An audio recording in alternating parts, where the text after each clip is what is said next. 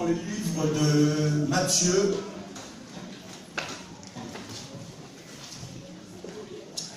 chapitre 9, verset 20.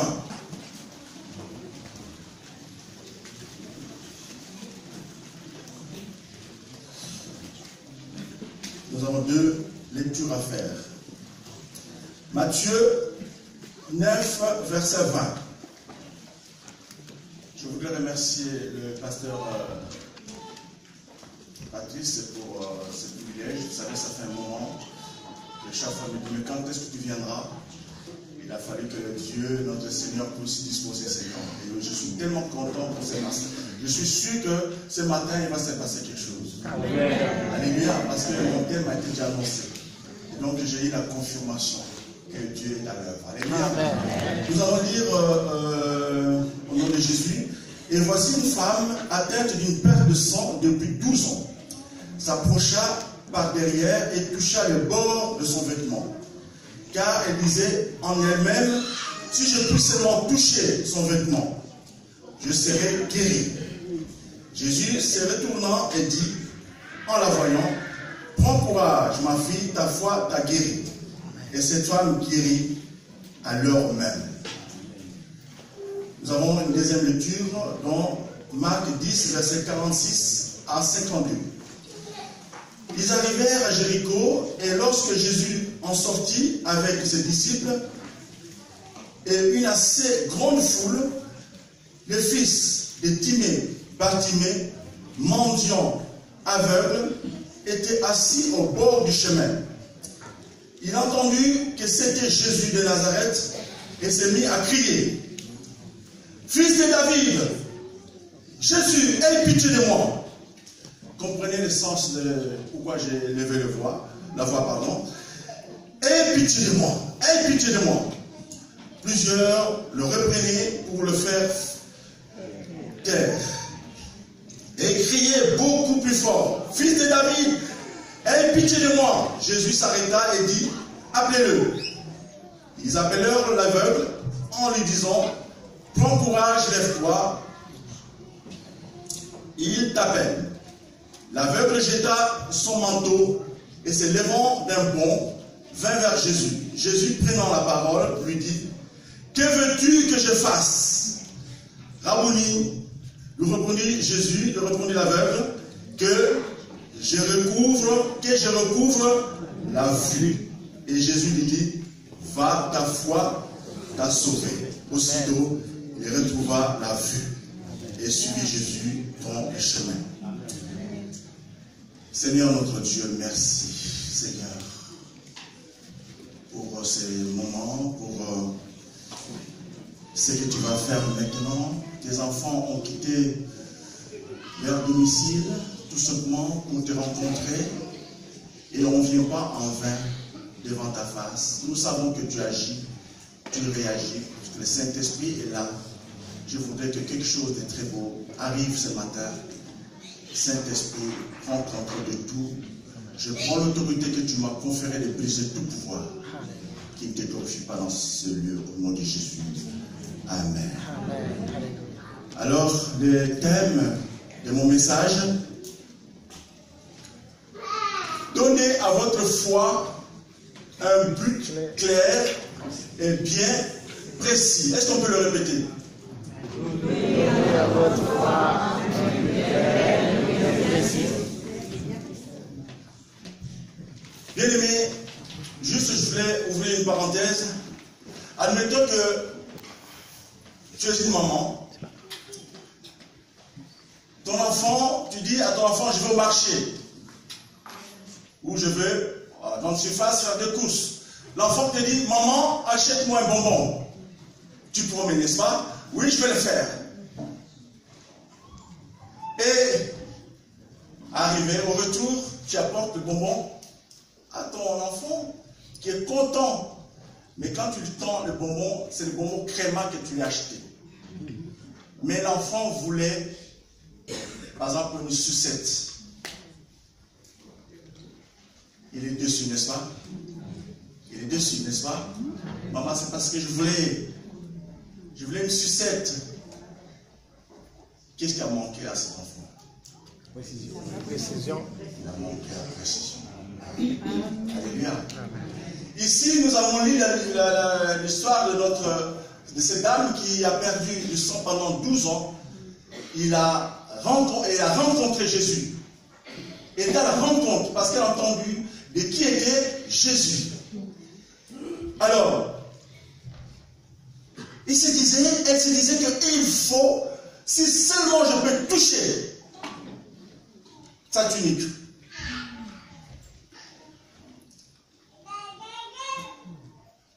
Qu'est-ce qu'elle a fait? Elle a rencontré Jésus, n'est-ce pas? Elle n'a pas parlé directement avec Jésus, n'est-ce pas? Mais elle a seulement dit, si je puis seulement toucher sa tunique. Qu'est-ce qu'elle a fait? Elle a touché. N'est-ce pas? Revenons maintenant à l'aveugle. L'aveugle qui est là, qui crie parce qu'il a entendu de Jésus. Il est sauveur, il est guérisseur. Sans doute il a entendu parler du bien de Jésus. Mais tout le temps, les gens du village connaissent cet homme. Il est aveugle. Bon, Jésus arrive. Qu'est-ce que cet homme a dit? Quel a été son appel? Rappelez-vous par rapport à cette dame qui dit, si seulement je puis toucher sa tunique, elle l'a fait. Et elle a été guérie. Et là maintenant, l'aveugle Bartimée, fils de David, aie pitié de moi. Alors, qu'est-ce que vous avez constaté? La dame, l'aveugle, la dame peuple sang avait un but bien précis et clair, n'est-ce pas? Et elle voulait à tout prix rencontrer Jésus. Tandis que l'aveugle est en train de dire, aie pitié de moi. Est-ce qu'il était précis?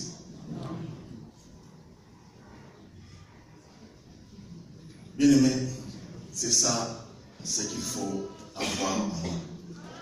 Quand vous demandez à Dieu, il faut avoir un but précis. Quand vous avez votre foi, il faut mettre avec une précision. Alors mon premier point, c'était pour dire, ayez un objectif bien défini devant Jésus. Vous savez, dans Romains 4, 17, la Bible nous dit, Dieu donne la vie aux morts et appelle les choses qui ne sont point comme si ils existaient. C'est-à-dire que vous pourrez bien appeler ces choses qui ne sont pas comme s'ils existaient déjà. Et que vous le possédez déjà. La foi, c'est quoi, bien aimé? On définit la foi, c'est l'assurance de choses précises qu'on espère, n'est-ce pas? La foi, c'est une ferme assurance de choses qu'on espère, en démonstration de choses qu'on aime. Je vais développer ça tout à l'heure. Bien aimé, le Seigneur n'accueille jamais des prières vagues. Dis à ton voisin. Jésus n'aime pas les prières vagues. Nous avons tendance à prier. Oh Jésus de Nazareth, donne-moi Seigneur, bénis-moi. Mais les bénédictions, il y en a combien? Bénis-moi, bénis-moi, mais tu manques la précision.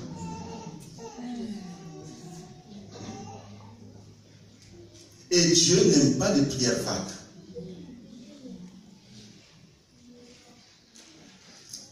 Bien aimé, il faut apprendre à parler le langage de la parole. Alléluia. La parole de la Bible. La parole de Dieu.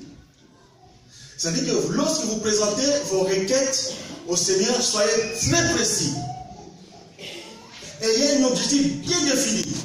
Un but clair. Parce que souvent vous venez à l'église, vous avez tendance à dire, mais je demande à Dieu, mais je ne reçois pas ce que je veux. Pour ceux qui connaissent, il y a une fois, je prêchais ici d'une collègue du travail qui un jour est venue, pendant que je lisais la Bible, la nuit, elle me dit, pourquoi tu lis la Bible? Dieu n'existait pas. Ah bon, Dieu n'existait pas, mais pour moi, Dieu existe. quelques minutes, elle revient encore. Mais on me dit qu'il paraît que la mer rouge, tout ça, c'est du faux. Je dis, mais est-ce que tu peux me laisser tranquille? Moi, je crois à tout cela. Pourquoi toi, tu ne crois pas en Dieu? Oh, j'ai 36 ans, je n'ai pas trouvé encore un homme. Et pourtant, quand on la voit, c'est une belle femme. Mais elle n'a pas trouvé à 36 ans l'homme pour l'épouser. Et je lui ai demandé, est-ce que tu as fait appel à Dieu? Est-ce que tu pries? Oh non. Mais à quoi tu en veux à Dieu? Alors je lui ai maintenant enseigné la dame. Je lui ai dit, mais est-ce que tu es sûr que tu as demandé un homme? Tu veux un homme? Il dit oui. Je dis, mais si Dieu t'amène un noir, est-ce que c'est celui que tu veux? Oh non. Je dis, mais si Dieu t'amène un maghrébin, j'ai dit dans les termes clairs, si Dieu t'amène un arabe, est-ce que c'est celui que tu veux? Oh non. J'ai dit, bon, si Dieu t'amène un asiatique, c'est celui que tu veux? Oh non. J'ai dit, bon, comme elle faisait 1m50 et quelques, elle était petite, j'ai dit, si Dieu te donne un mari grand comme moi, est-ce que c'est celui que tu veux? Ah non. Bon, si Dieu te donne un nain, est-ce que c'est celui que tu veux? Oh non. Il dit, mais tu vois, tu dis que tu aimes, tu cherches un homme. Toutes ces personnes-là, moi je suis un homme. Mais tu ne sais pas ce que tu veux. Qu'est-ce que tu veux au juste? Oh, je veux un Français. Je veux un Français. Ça dit, vous comprenez ce que vous voulez? Et vous voulez quoi? Est-ce qu'elle était précise? Maintenant que nous avons prié, elle a accepté Jésus. 6 mois après, elle a rencontré un homme. Et l'homme l'a épousé. Alléluia. Quand elle est venue me voir au travail, on était en plein staff, il me dit, tu n'es pas un marabout, toi? Marabout? Comment ça? Et tout ce que tu m'as dit, ça marche.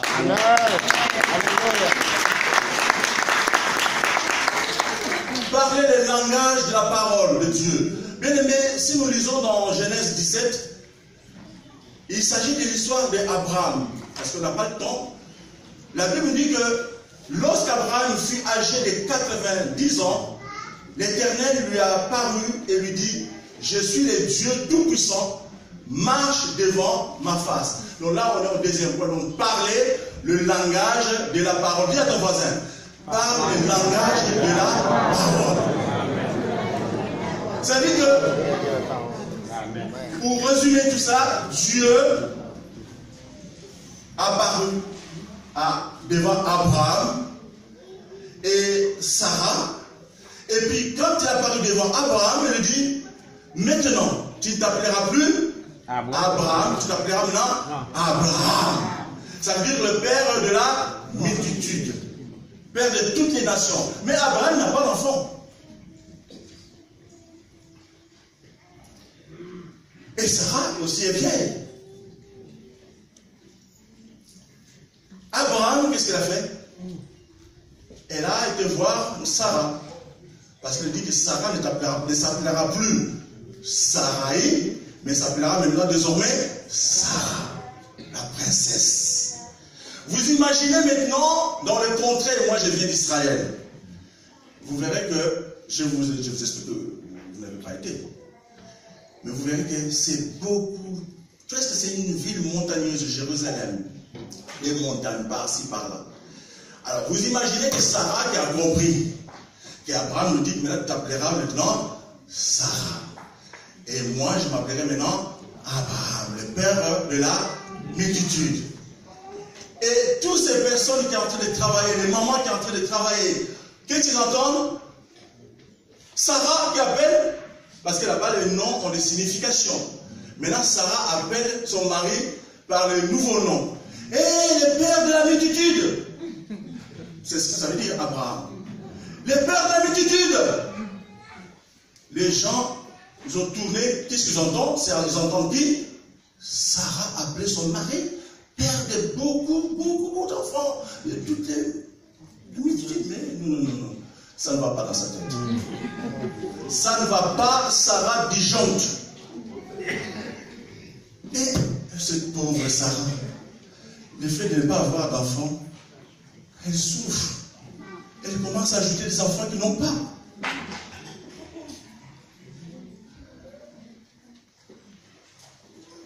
Bien aimé, Abraham et Sarah ont ignoré les critiques des villageois. Ils ont continué à s'appeler respectivement le père de multitude et la princesse. Amen. Et qu'est-ce qu'ils ont fait? Parce que Dieu a donné, les promesses de Dieu sont oui. Amen. Et qu'est-ce qui s'est passé? Ils ont eu un beau fils qui s'appelle Isaac. Isaac signifie sourire.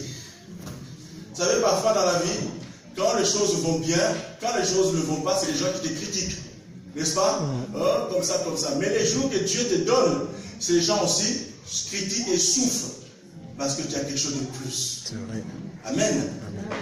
Alors, il faut utiliser le langage.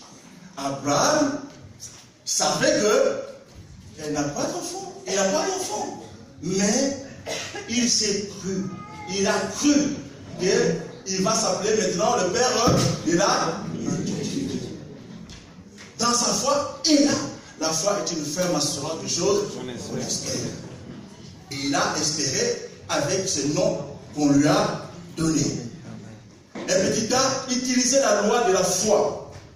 C'est alors que vous verrez la naissance d'Isaac se répéter dans votre vie. Admettons que là, vous avez du mal. Aujourd'hui, la science nous fait croire que maintenant, on t'a dit que tu as un diabète, et le diabète, c'est à vie.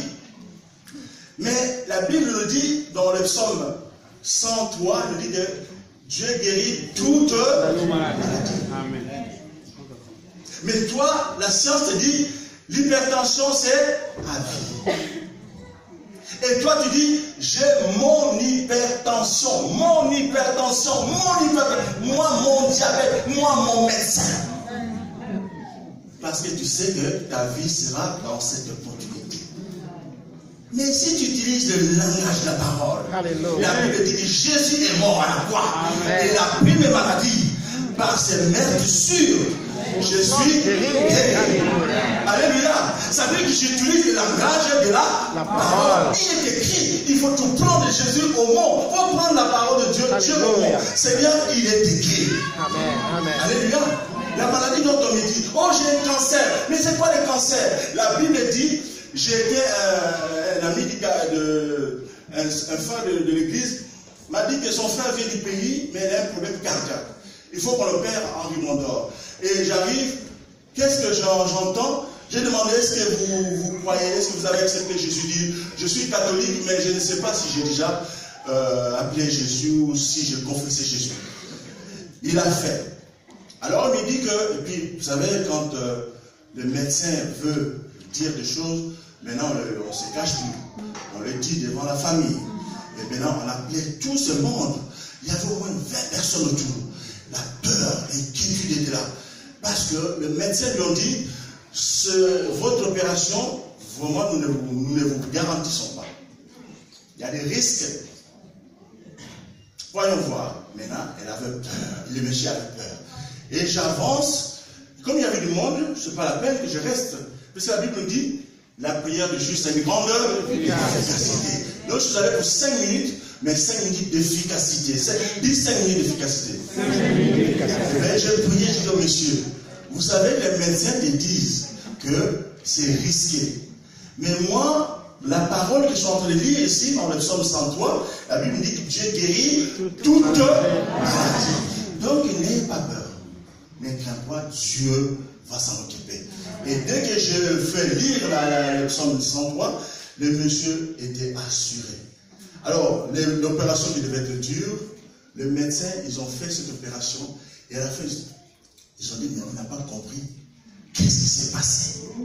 On a fait cette opération avec simplicité et sans complication. Amen. Et à la fin, le médecin me dit à son petit frère, appelle-moi les pasteurs, mais ils habitent Antony. Moi, j'habite Chambly. J'ai dit, mais c'était le Seigneur qui est venu guérir, ce n'est pas le pasteur. C'est sa foi qui a guéri. Alléluia. Bien aimé, utiliser la parole de la foi. Il faut utiliser ce que la Bible te dit. répète-le tout le temps. Utilisez la loi de la foi. Les miracles ne sont pas le fruit des combats aveugles. Vous disposez dans votre cœur des ressources inépuisables, bien-aimés. Bien-aimés, ce que vous enfantez dans votre cœur et votre intelligence ne tardera pas à se manifester dans les circonstances de votre vie. Bien-aimés, qu'est-ce qu'on dit? Mon corps est le temple du Saint-Esprit. Quel dommage! C'est dommage. Vous imaginez que vous hébergez une personne dans votre maison et c'est une personne qui a toutes les qualités possibles, qui saura tout faire. Mais toi, par respect, tu dis, oh, je ne veux pas l'embêter. Mais la personne a la réponse à tout. Après quelque temps, la personne dit, je te dis au revoir. Et on te dira plus tard que mais cette personne-là, vous savez, elle sait faire ça. Mais c'était mes besoins quand elle était sur moi. On dit qu'est-ce qu'on dit? Mon corps est le temple du Saint-Esprit. Ça veut dire que nous hébergeons Jésus en nous. Amen. Mais on a fait un mauvais usage. On n'appelle pas Jésus. On appelle le pasteur. Mais Jésus est en toi. Même l'apôtre Paul dit, ce n'est plus moi qui vis, mais c'est Jésus qui vit en moi. Souvent, c'est notre langage qui nous détruit. Parfois, vous savez, nous avons un système nerveux central. Le système nerveux central, il fait ce que la personne dit même. Si toi, on te dit, ah, je suis pauvre. Le système nerveux central va dire, il n'a pas envie de devenir riche. Quand on te dit, oh, mais oui, moi, parfois, le travail là, il choisit les gens. Ce n'est pas tout le monde. Je vois nos sœurs, quand ils viennent d'Afrique, même s'ils ont des diplômes, moi, ma nièce, elle est venue, elle avait un diplôme en tant qu'informaticienne. Mais quand elle est arrivée, depuis là-bas, on lui a dit que quand tu vas arriver en France, tu feras aide-soignante. Elle est sortie dans son système nerveux, elle a déjà dit, en France, on ne te donnera pas de travail selon tes capacités. Donc le système nerveux aussi dit, pas la peine de donner cette force. On ne peut pas l'accompagner sur cette voie-là. Moi, je le dis souvent à l'église, que Dieu m'est rajeuni comme l'être. Et tous les jours, je refuse de vieillir. Là aujourd'hui, j'ai 62 ans. Parce que je dis toujours à Dieu, tu m'es rajeuni comme un l'être. Mais où j'ai poussé ces mots? C'est dans la Bible. Il m'est rajeuni comme un l'être. Et tous les matins, de temps en temps, dire, Seigneur, merci de me rajeunir comme un l'être. Et tout le temps, quand les gens... Je suis retourné en Côte d'Ivoire, où j'étais 40 ans après, je suis arrivé, mais c'est pas possible.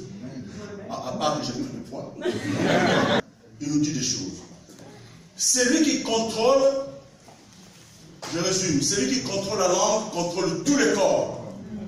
Vous obtiendrez ce que vous dites. Ce que vous dites, même si votre enfant est né, il est vilain ou je ne sais pas quoi, chaque fois que tu vas dire qu'est-ce qu'il est beau, qu'est-ce qu'il est belle, vous allez voir cet enfant au fur et à mesure va grandir. Il va devenir. C'est votre langage. Votre langage, c'est un pouvoir. Il y a quelques années, il y a un joueur du Cameroun qui s'appelait Foué. Pour gagner une coupe intercontinentale, qu'est-ce qu'il dit? Oh les gars, il faut qu'on gagne cette coupe, même s'il faut mourir. Même s'il faut quoi? Mourir. Et qu'est-ce qui s'est passé? Sur le terrain, personne ne l'a touché. Il est mort. Le pouvoir de la langue. Fais-toi grand et Dieu te fera grand. Fais-toi pauvre, ce que tu as semé, tu l'auras. Si tu sèmes la richesse, Dieu te donnera la richesse. Oh, moi j'ai le fibrome. Oh, ils sont grosses. Oh, mais oui, mais parce que tu ne penses pas que Dieu est capable de sécher ce fibrome. Alléluia. Vos paroles, je termine par là, vos paroles ont une puissance créatrice. Amen. Maintenant, il faut croire que chaque fois que tu vas dire des mots, ta parole a une puissance créatrice. Est-ce que quelqu'un m'entend ce matin? Amen. Une parole créatrice. Au commencement était la parole. Tout a été créé par la parole. C'est qui la parole? C'est Jésus bien-aimé. Tout a été créé par la parole. Alors, ne cherche pas à être quelqu'un qui se dit, oh oui, je prie tous les jours, mais rien ne marche. Qu'est-ce qu'il nous dit dans Jean 6, verset 63? La Bible nous dit dans Jean 6, verset 63, c'est l'Esprit de Dieu, c'est l'Esprit qui vivifie. La chair ne sert à rien. Les paroles que je vous ai dites sont esprit et vie. Amen. C'est-à-dire que, ça veut dire quoi? Ça veut dire que chaque fois que tu vas lire la parole, cette parole devient vie et esprit. Amen. Alléluia. Amen. Si Dieu te dit que oui, tu vas réussir, tu es un chrétien. Si tu dis que Seigneur, tu m'accompagnes, tu es mon Dieu, tu es mon roi. Seigneur, tu m'as dit, invoque-moi. Je te répondrai. C'est la Bible qui dit. Il a dit, invoque-moi, je te répondrai. Et toi, tu es dans ton coin. J'attends, je prends rendez-vous le mardi, lundi avec le pasteur Patrice. Parce que j'ai un problème. Nous hébergeons qui? Avec qui nous ne faisons rien? Qui nous hébergeons? Jésus. Mais parle-lui simplement. Amen. Quand tu conduis, parle-lui. Seigneur, tu vois mon problème. Mon patron ne m'aime pas. Chaque fois que je parle, il ne m'aime pas. Commence à dire, Seigneur, oui, mon patron maintenant fait que je sois maintenant son favori ou sa favorite au travail. Amen. Quand il va me voir, je serai sa favorite. J'ai dit ça à un frère dans mon église.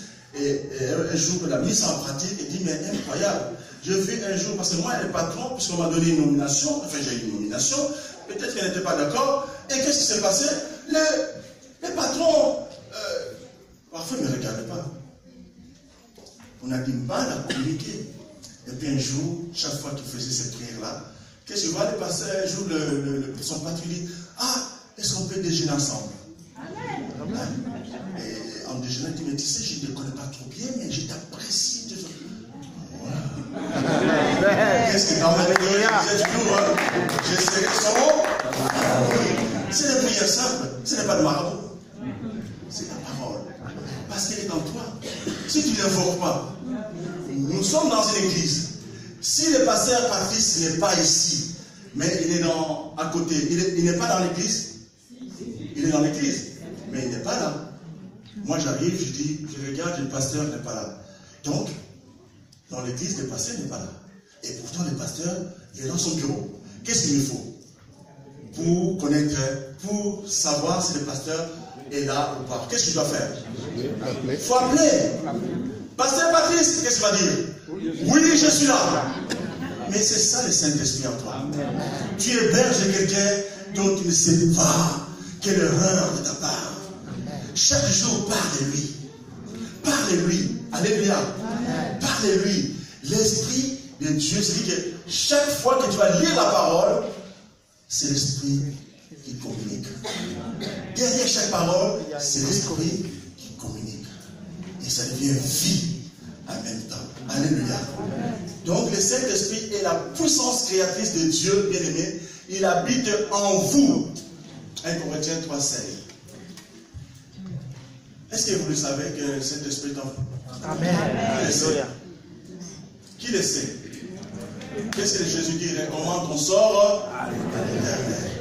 Mais souvent, nous n'avons pas à le faire.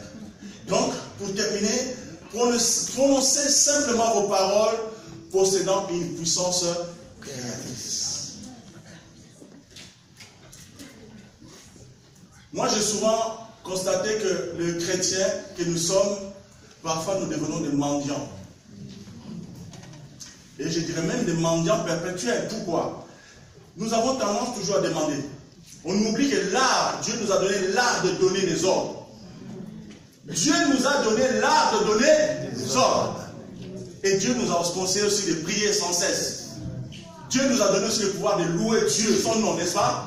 Mais il nous a donné l'ordre. Mais nous avons toujours tendance à être des mendiants. Oh Seigneur, ça ne va pas. Oh, ça fait longtemps. Oh, mon mari, il est méchant. Ma femme ne fait rien. Mais tu as tout pour dire, Seigneur, change mon mari. Seigneur, touche ma femme.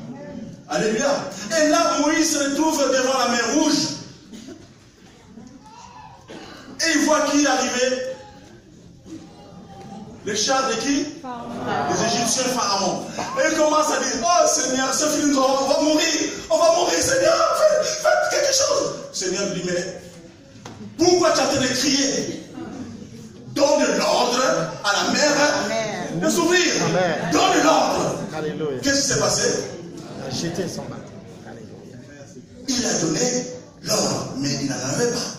Il ne savait pas, il fallait que Dieu lui dise. Mais Pierre se retrouve devant l'aveugle.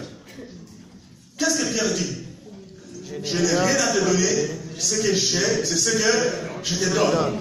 Il n'a pas donné l'ordre. Je n'ai rien à te donner, ce que j'ai, je te donne. Lève-toi, marche. Amen. Alléluia. Il a donné l'ordre. Oui, Seigneur, je veux que je puisse trouver ce travail. Seigneur, il est écrit, invoque-moi, je te répondrai. Vous savez comment nous on a eu l'église de Chambly? On a été toucher le mur. Alléluia. C'était un bon restaurant, on cherche un endroit. Je suis en train de dire, Seigneur, il est écrit, fais de nous des délices, de te faire des délices, et tu donneras sur mon cœur désir. Seigneur, moi je désire que ça soit ici. Je veux que notre église soit ici. Alléluia. J'arrive, je demande si on peut être là. On m'a chassé, on m'a crié dessus, on m'a insulté. Qu'est-ce que c'est? Évangélique, oh là là, on vous... Non, non, non. En plus, un centre commercial. Monsieur, est-ce que vous êtes malade? Oh, je ne suis pas malade. Je sais bon, quand j'ai attendu qu'il soit parti, et je suis allé dire, Seigneur, tu m'as donné cet ordre, tu m'as dit, invoque-moi, je te répondrai. Et maintenant, tu as dit de faire de toi des délices. Et moi, tu me donneras ce que mon cœur désire. Seigneur, mon cœur veut ici. Alléluia. Alléluia. Alors, quand ils sont partis, j'étais touché le mur. Je dis, Seigneur, notre église soit ici. Restera ici. Alléluia. Amen. On n'a pas de résultats, pourquoi vous applaudissez? Vous ne savez même pas encore les résultats. Et puis, j'ai donné un petit numéro là, mon adresse et tout ça. Ils ont pris la feuille, ils ont froissé les tas. Non, on t'appelait là-bas. Paf! J'ai dit, ah là là, ça ne va pas. Puisqu'on était déjà une cellule à la maison, on était déjà 30. Plus de 30. Donc il faut qu'on sorte. Et le Seigneur me dit, l'heure est arrivée, allez-y nous la chercher. Donc je partais avec foi. La foi, c'est une assurance. C'est que tu espères. Tu l'as déjà. Et moi, ils m'ont refusé, ils m'ont insulté. Quand ils sont partis, le lendemain, j'ai été chercher ma famille. J'ai dit, nous allons faire le tour. J'ai dit, allez, touchons au mur, tous ces murs-là. On a touché. Et puis, on faisait le tour. Seigneur, notre église sera ici. Notre église sera ici. Notre église sera ici. Et c'est ce qui s'est passé. J'ai attendu 1 an. Chaque fois qu'on est dans la voiture, quand on vient dans un sens, je dis, étendons nos mains. Merci Seigneur pour l'église que tu nous as donnée. Alléluia. Quand on fait dans l'autre sens, je dis, merci Seigneur pour l'église que tu nous as donnée. 1 an plus tard, Jean, monsieur, c'est vous qui voulez. Je dis, mais oui, vous tenez toujours. Non seulement que je tiens, mais je crois. Oh, monsieur, vous exagérez aussi. Hein. Nous, on a trouvé votre adresse ici, ça dit que le patron a changé. Ils ont trouvé, mais non pas jeté ma feuille, ils l'ont froissé. Voilà les miracles de Dieu. Amen. Et 1 an plus tard, nous avons gagné cette place. Amen. Non seulement qu'on était des locataires, Mais Dieu, comme c'était un bar, je ne sais pas comment Dieu a fait, c'est pas moi qui les chassais. Ils ont fait faillite et nous on a récupéré tout ça.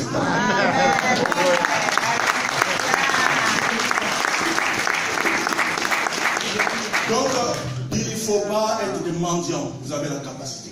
Amen. Alléluia. Amen. Quand je dis que vous oubliez de donner les ordres, je fais allusion ici à Moïse. N'est-ce pas? En revanche, les disciples de Jésus, comme je dis, ils ont eu l'autorité. Pierre a dit. Alléluia. Paul à Lystre aussi l'a fait. N'est-ce pas? Il a vu un paralytique. Il a dit, au nom de Jésus, lève-toi et marche. Quand tu as la maladie, tu sais le nom de la maladie. Il dit une maladie. Tu vas souffrir de dépression. Tu es en moi, cohabiter avec Jésus. Jésus qui est en moi, tu crois que moi je vais te donner la valeur, alors que chaque fois j'ai Jésus et de l'autre côté c'est toujours toi. Non, non, non, non. Il faut que tu partes. Je ne veux pas cohabiter avec toi. Donc,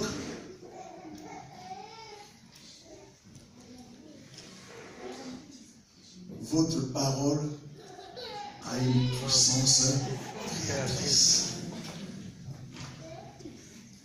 Écoutez-moi bien. Il y a 2 mois, pour 1 mois et demi, mon épouse est hospitalisée. Mais c'est grave son état. Elle est en train de saigner à l'intérieur. Elle a fait un saignement, donc une hémorragie interne.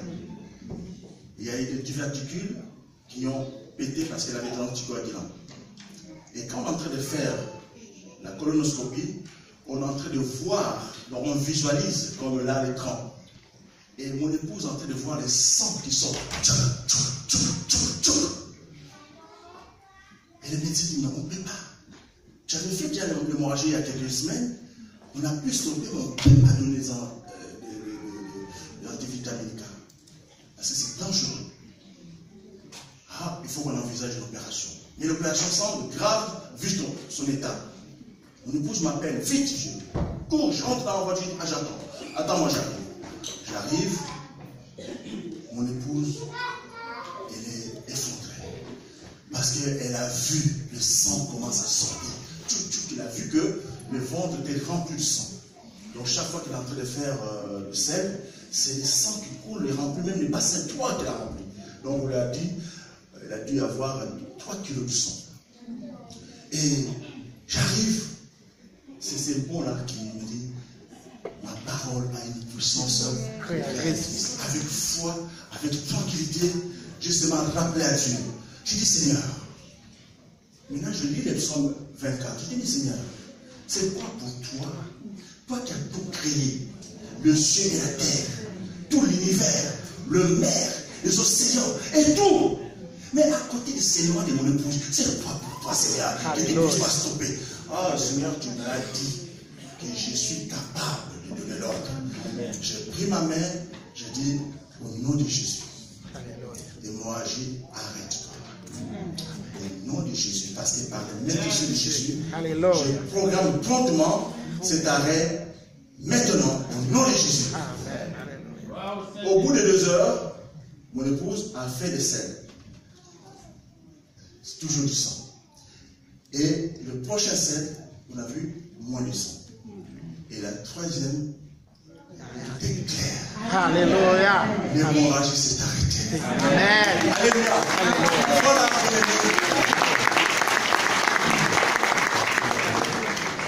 Voilà pour terminer. Je termine par là, par cet exemple. Quelle de parole. Nous habitons, nous cohabitons avec Jésus. Il est en nous, mais nous ne savons pas. Il y a 3 mois, c'était 3 mois que je sois. Un petit enfant, on a eu une famille qui vraiment miraculeusement, Dieu a béni cette famille. La maman était stérile, elle avait une ménopause précoce. Et tout ça, Dieu a béni, elle est arrivée à l'église, Dieu a béni, la femme était guérie et tout ça. Elle avait un pied botte, elle est née avec un pied, on l'a opéré, Dieu a fait que un miracle se produit. Mais, et comme elle était stérile, elle a eu des enfants. Le premier qu'elle a eu, maintenant, dès qu'elle est tombée enceinte pour le premier, elle a enfilé. Elle a fait 6 à la suite. Chaque année, chaque enfant a un enfant. Et maintenant, parmi les enfants, je crois que le quatrième n'entend pas. À la maison, il casse tout. Il casse tout. Parce qu'il n'entend pas. Un beau garçon. Pendant que les autres s'amusent, lui s'amuse, mais il ne comprend pas le langage des autres. Et je dis un jour, il y a combien de jours? Il y a 3 mois. Hein. Je dis, l'église, nous avons la puissance, nos paroles ont la puissance créatrice. Au nom de Jésus, élevons tous nos voix pour que cet enfant puisse entendre. Nous avons étendu nos mains. On a dit, au nom de Jésus, il est écrit qu'à la croix, Jésus a pris son infirmité. Par le maîtrise de Jésus, nous proclamons la guérison. L'enfant est parti dans la semaine. La famille avait rendez-vous à l'équerre. Et bien, le médecin, le RN, vérifie. Il appelle les parents et dit, mais cet enfant, c'est quoi son problème? Il dit, mais il n'entend pas. Il dit, mais si, il n'a jamais eu de problème. Donc l'enfant, écoute maintenant. La parole,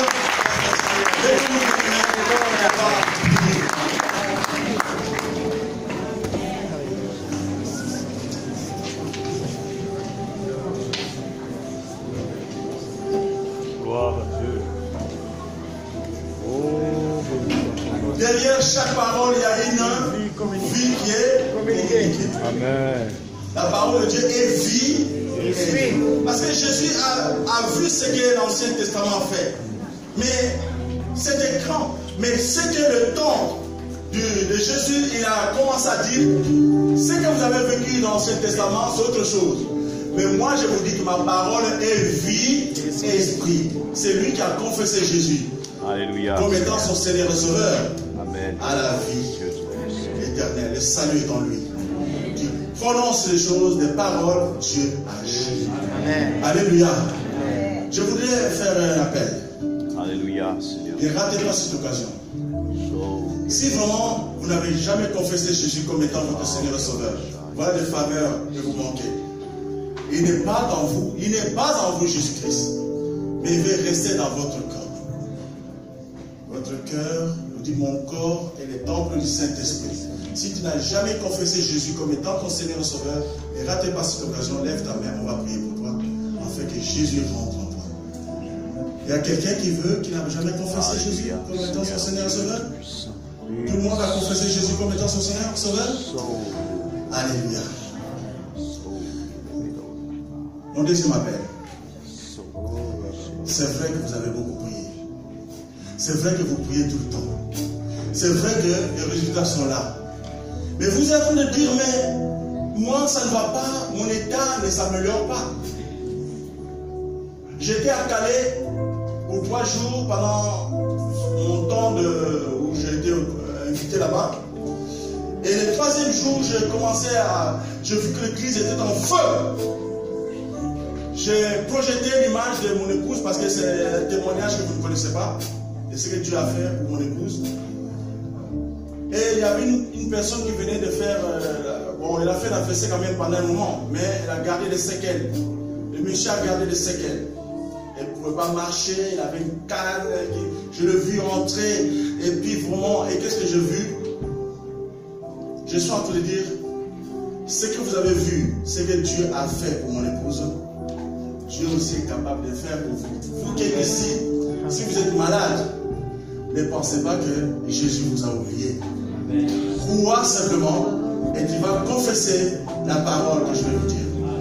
Et la personne, quand elle a récité la parole, je dis, maintenant Église, prions.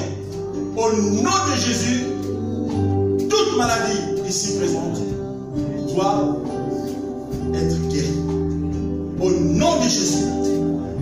Le chant qui chantait, j'ai vu le monsieur qui était assis. Le monsieur s'est battu. Il dit au nom de Jésus.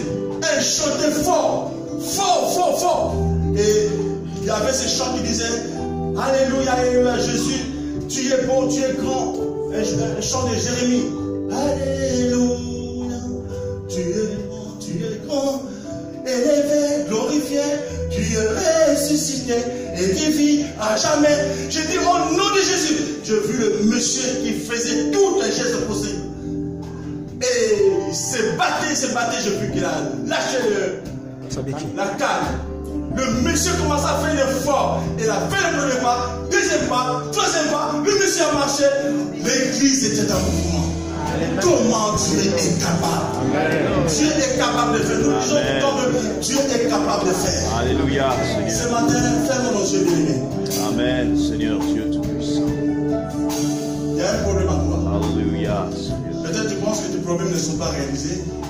Ou Dieu n'est pas capable. Mais maintenant, Dieu te dit aujourd'hui que tu as des paroles que tu dois prononcer. La foi. La foi, bien-aimé. La foi est une ferme assurance des choses qu'on laisse faire. La démonstration des choses.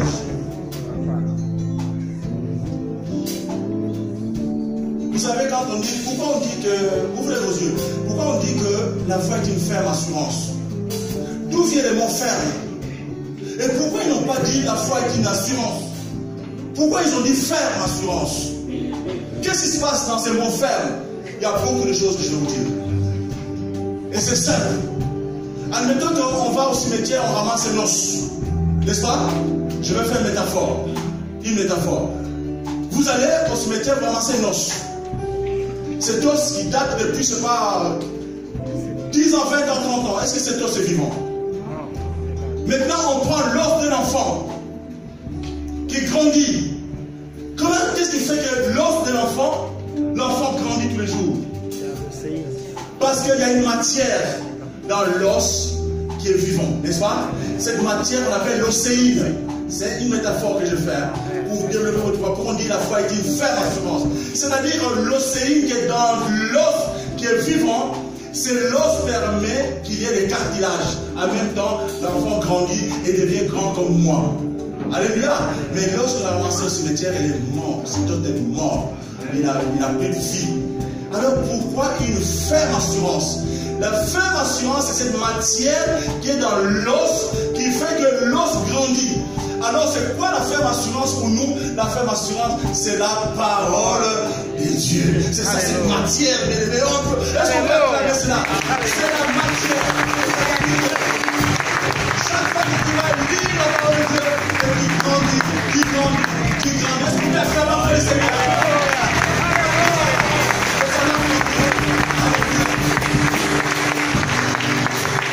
Élevons nos voix tous. Élevons nos voix tous. Il est grand. Il est grand. Oh, Rakashanda, Rakashende. Élevons nos voix, Seigneur. Merci, Seigneur. Bien-aimé, ton problème maintenant, tu vas prononcer la parole. Merci pour ta parole. Prononce la parole de Dieu. Ta parole a une puissance créatrice. Oui, ta Ta parole a une puissance créatrice. Dis-le maintenant, Seigneur, désormais, ma parole a une puissance créatrice. Chaque fois que j'écris, ma parole dans le pape. Commence à l'écrire. Là où tu es. Oh, je ne pas.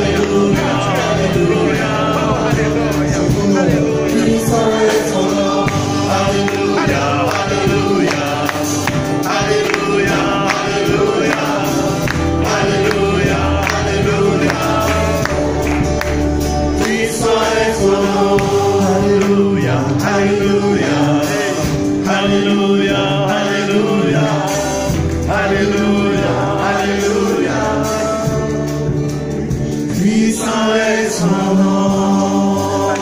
Soyez bénis. Recevez la partie.